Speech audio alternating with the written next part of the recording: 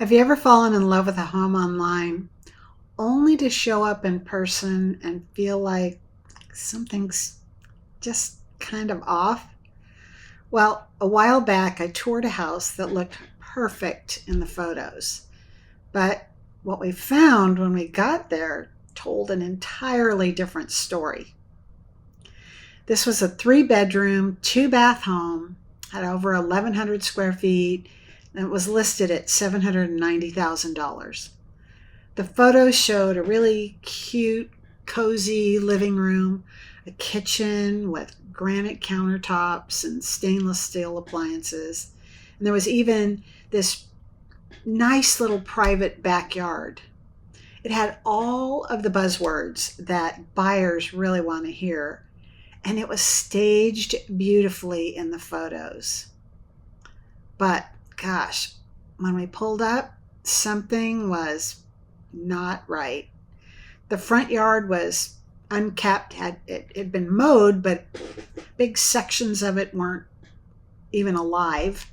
It was just dirt. The trim around the front door had been removed and not replaced. So there were layers of paint from maybe decades that were exposed from the trim being gone. And then we saw the door jamb, and clearly it had been pried open maybe even more than once. Another interior door showed the exact same thing. Just the sellers had just painted over the door jamb, over that damage. And once you got inside, there was this brick fireplace that at one point it was probably a two-way fireplace. So one part was open on the living room and one part was probably open on the dining room side, but it had been completely sealed over on both sides. So you couldn't even use the firebox as like a decorative option. It was just sealed over. Well, you can see what it looks like. I don't know what you do with that.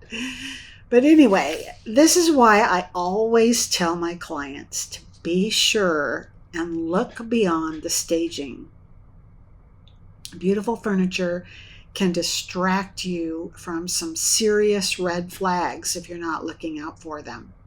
So you want to pay attention to the story that the house is actually telling you.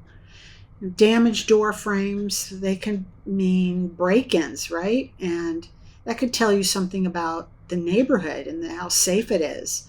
If you dig a little deeper in inspections, if you see peeling paint or patched work, deferred maintenance, all of these, gosh, they can hint at bigger and way more expensive problems hiding under the surface. Now, this home, interestingly, still sold in just 7 days for $65,000 over asking price. But just a few months later, a nearly identical home had the same square footage, same number of bedrooms and bathrooms. It was the same floor plan and almost an identical size lot, sold for $55,000 more than the house that we looked at.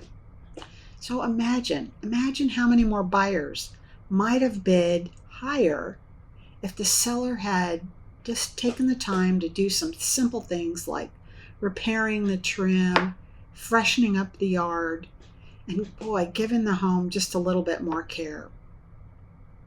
Well, whether you're buying or selling, my job as a realtor is to help you see what's really happening behind the scenes.